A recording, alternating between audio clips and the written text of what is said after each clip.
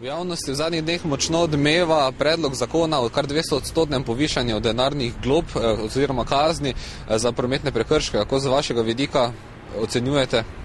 Glejte, vsaka kazen, ki je za storjen prekršek, jaz mislim, da je upravičena.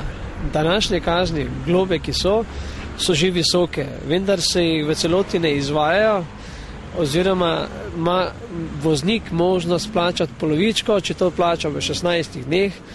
In to se mi zdi malo nesmiselno.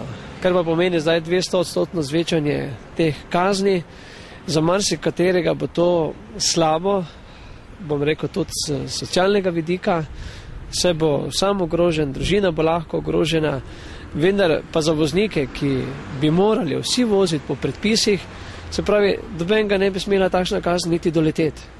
Pa se vam zdijo takšne visoke kazni v bistvu tisti glavni način za zagotavljanje večje prometne varnosti? Ja, en izmed načinov sigurno je ta kazen, drugič pa seveda to treba tudi izvajati, kar pomeni, da bi morali policisti, tako kot je tudi v tujini, primer Francije, ki so nabavili ne vem koliko teh radarjev, več ljudi zaposlili glede izvajanja kazni. Potem, ja, v primeru, da bo pa samo zvišanje kazni, je pa to dejansko